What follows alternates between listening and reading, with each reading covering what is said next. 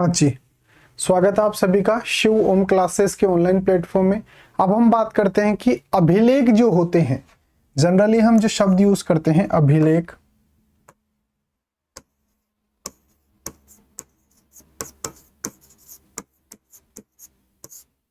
तो अभिलेख होते क्या हैं? देखिए, इतिहास को जो जानने का तरीका होता है उसमें एक तरीका होता है कि हम जो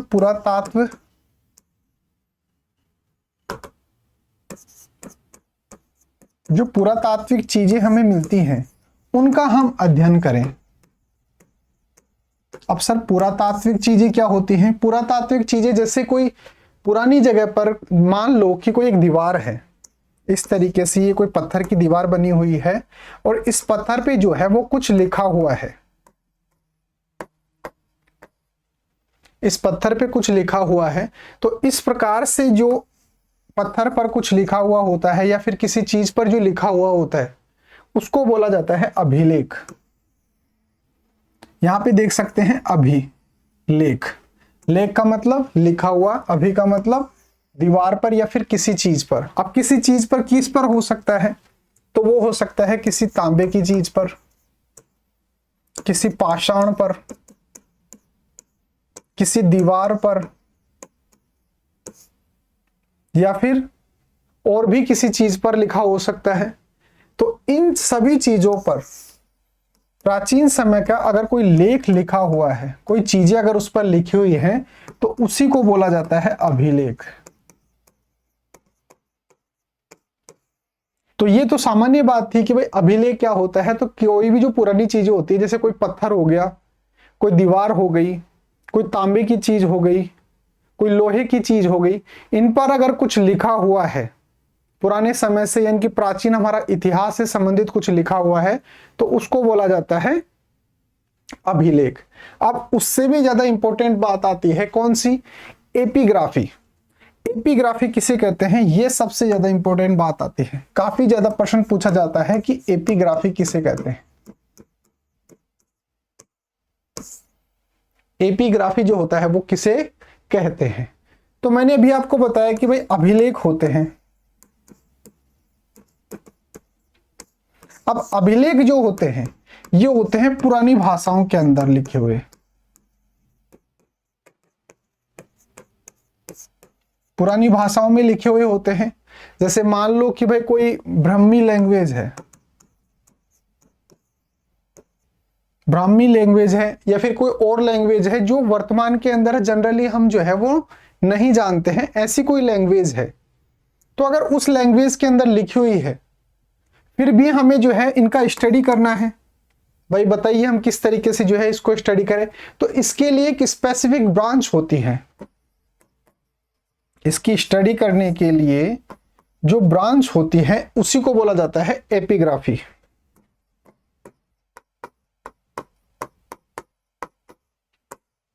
उसी को क्या बोला जाता है? एपिग्राफी। तो अगर आपसे कोई पूछे कि एपिग्राफी क्या होता है, तो अभिलेखों का जो अध्ययन करने का जो तरीका होता है, या फिर अभिलेखों का जो अध्ययन करने का जो प्रोसेस होता है, उसी को बोला जाता है एपिग्राफी। तो यहां तक की बात क्लियर हो गई।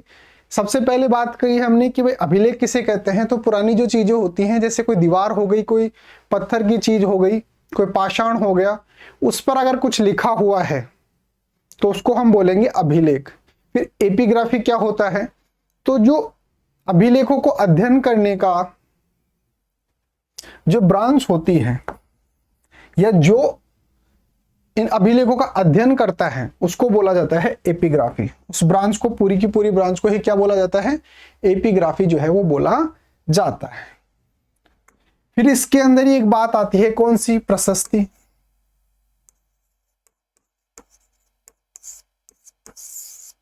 ये भी काफी जनरल शब्द है, काफी ज्यादा आप सुनते हैं जब अभिलेखों की बात करते हैं, जब पुराने साक्ष्य पढ़ते हैं, तो ये एक शब्द आता है प्रशस्ति।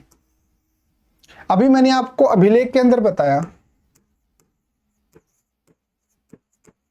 अभिलेख के अंदर क्या होता है? इतिहास होता है, यानी कि इतिहास से संबंधित कोई चीजें जो है वो लिखी हुई होती हैं। और सामान्यतः ये कौन लिखवाता है? राजा महाराजा यही लिखाते हैं, राजा महाराजा लिखवाते हैं। तो अगर राजा महाराजा, जैसे मान लो ये कोई पत्थर है,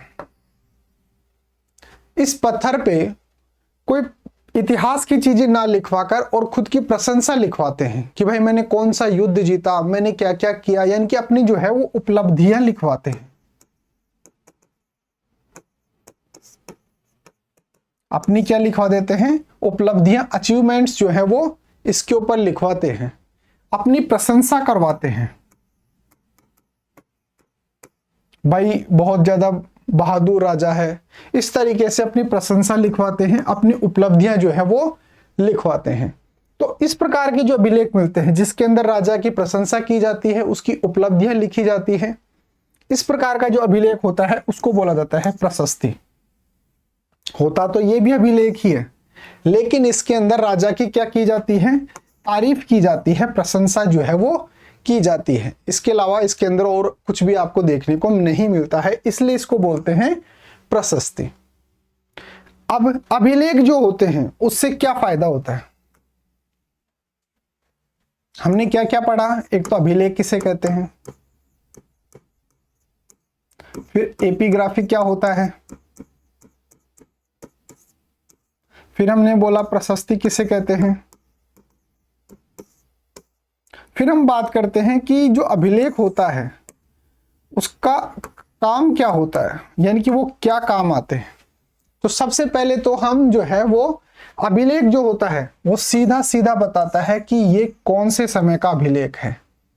जैसे अभिलेख यहाँ पे लिखा हुआ है, तो अभिलेख के अंदर जो है वो सामान्यतः डेट लिखी हुई होती है, यानी कि उसके अंदर जो है वो तारीख लिखी हुई होती है। तो अभिलेख का सीधा सा एक यूज तो ये है कि इससे जो है वो किसका पता चलता है, समय का पता चलता है कि ये अभिलेख जो है वो कौन से समय से जो है वो संबंधित है, और इस समय के अंदर कौन कौन सी घटनाएं जो हैं वो घटित हुई थी, इन सभी को जो है वो क्या पता चलता है। और अगर एक चीज का पता चल जाता है, दूसरी जगह पे मान लो कोई दूसरी प्रशस्ति मिल रही है, इसके अंदर भी कुछ घटनाएं लिखी हुई हैं, इसके अंदर भी कुछ घटनाएं लिखी हुई हैं, तो आपस के अंदर इनकी तुलना करके और हम जो है वो एग्जैक्ट चीजें जो हैं वो अपने इतिहास को एग्जैक्ट बता सकते हैं कि हमारा इतिहास का जो प्रोसेस हुआ था, उसका डेवलपमेंट जो हुआ था वो किस तरीके से हुआ था, कौन कौन से काल के अंदर हुआ था, कौन से समय के अंदर जो है वो हुआ था। फिर एक इसका यूज ये है कि जितने भी हमारे जो राजा महाराजा हुए थे, मान लीजिए जितने हम जानते हैं, जितने हमारे किताबों के अंदर वो तो हैं, लेकिन अगर उससे भी प्राचीन अगर कोई हुए हैं तो उनके बारे में इसके अंदर जो है वो जानकारी होती है। भाई आज से इतने हजार साल पहले ये राजा हुआ था, ये राजा हुआ था। तो ये जो बहुत ज्यादा प्राचीन होते हैं, ये अभिलेख जो होते हैं वो बहुत ज्यादा प्राचीन होते हैं। तो प्राचीन समय के अंदर जो वंशावली हुई थी, राजा महाराजाओं की जो वंशावली हुई थी, उसके बारे में जो है जानकारी मिलती है। कौन कौन से उन्होंने युद्ध जीते थे, उन युद्धों की जानकारी मिलती है। कौन कौन से उन्होंने युद्ध जो है वो जीते थे, उन युद्धों की जानकारी मिलती है। और साथ के साथ स्थापत्य कला के बारे में भी जानकारी मिलती है।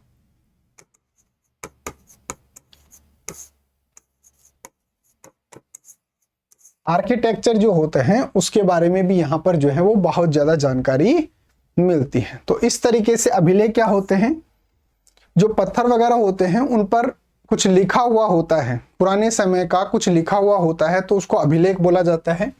एपिग्राफी क्या होता है, अभिलेख को जो है अध्ययन किया जाता है, जो अभिलेखों का जो अध्ययन किया जाता है उसी को बोला जाता है, उस ब्रांच को ही बोला जाता है एपिग्राफी। फिर बात आती है प्रशस्ति क्या होता है। राजा महाराजा जो होते हैं वो अपनी प्रशंसा के अंदर जो अभिलेख लिखवाते हैं उसको बोला जाता है प्रशस्ति। फिर बात आती है कि हम अभिलेख जो हैं उनका क्या यूज होता है। तो हमने बात की कि एक तो घटनाओं को जो है हम आसानी से बता सकते हैं, कौन सी घटनाएं कब हुई थी, यह अभिलेख कौन सी तारीख का है, तो उससे समय का भी पता चलता है कि कौन से समय के अंदर कौन सी घटना घटित हुई थी। जो हमारे भारत के अंदर, राजस्थान के अंदर या जितने भी स्टेट हैं उनके अंदर कौन कौन से राजा हुए थे, उनकी वंशावली के बारे में भी जो है वो जानकारी मिलती है। कौन से राजा ने कौन सा युद्ध जीता, कहाँ हुआ, किसके साथ हुआ, ये सभी जानकारी जो है वो इन अभिलेखों के माध्यम से जो है वो स्पष्ट हो पाती हैं। तो देखिए अभी तक हमने क्या क्या पढ़ा। अभिलेखों का अध्ययन जो है वो क्या कहा जाता है, एपिग्राफी कहलाता है। ऐसे अभिलेख जिनमें राजाओं की प्रशंसा की जाती है उनको बोला जाता है प्रशस्ति। अभिलेख समसामयिक समय के साथ होते हैं। अभिलेखों से तिथि क्रम निर्धारण में मदद मिलती है कि भाई कोई भी जो तिथि है किसी भी चीज की, मान लीजिए कोई एबीसी युद्ध है, ये युद्ध कब हुआ था, तो हम अलग अलग जगह से कोई अलग अलग अगर हमारे को अभिलेख मिलते हैं और किसी एक के अंदर स्पेसिफिक उस युद्ध को जो है वो बता रखा है, तो हमारे को पता चल जाए कि भाई वो युद्ध जो है वो कब हुआ था। अभिलेखों से वंशावली यानी कि कौन कौन से राजा महाराजा हुए थे, उनके बेटे कौन हुए थे, उनके पिताजी कौन थे, उनके रिश्तेदार कहाँ थे, उन वंशावली के बारे में पता चलता है। उनके विजय के बारे में पता चलता है, उन्होंने कौन कौन से युद्ध जो है जीते थे, कौन कौन से किले उन्होंने जीते थे, कौन कौन सी जगह उन्होंने जीती थी, और साथ के साथ स्थापत्य कला की भी जानकारी मिलती है। तो इस तरीके से जो अभिलेख होते हैं वो काम आते हैं। यहां पे देखिए ये एक एग्जाम्पल मैंने आपके लिए लगा रखा है। ये एक पत्थर है और इस पर जो है वो कुछ लिखा हुआ है। तो इस प्रकार से किसी भी पत्थर वगैरह पे कुछ लिखा हुआ जो होता है इसी को बोला जाता है स्थापत्य कला।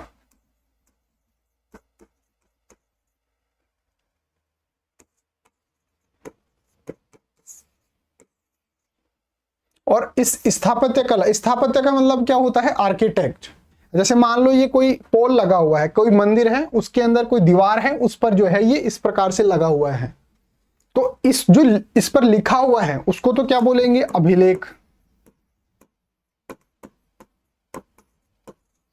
और उस स्थापत्य कला के बारे में अगर आपको देखना हो तो आप पूरे के पूरे मंदिर को देखेंगे तो ये जो लिखा हुआ है इसको क्या बोलेंगे, अभिलेख। और स्थापत्य कला क्या होता है, जैसे अलग अलग डिजाइन के अंदर अलग अलग कोई महल होता है, उस प्रकार से जो होता है उसको बोला जाता है स्थापत्य कला। तो उम्मीद है आप समझ गए होंगे भाई अभिलेख किसे कहते हैं, इनका यूज क्या होता है। तो अगर वीडियो अच्छा लगा है, समझ में आए तो वीडियो को लाइक कर देना, चैनल को सब्सक्राइब कर देना। मिलते हैं अगले टॉपिक के साथ, तब तक बने रहिए शिव ओम क्लासेस के ऑनलाइन प्लेटफॉर्म के साथ। और अगर नोट्स वगैरह चाहिए हो तो आप हमारे को व्हाट्सएप पे मैसेज कर सकते हैं। हमारे व्हाट्सएप नंबर आपको जो है वो स्क्रीन पे दिख रहे होंगे। Thank you so much.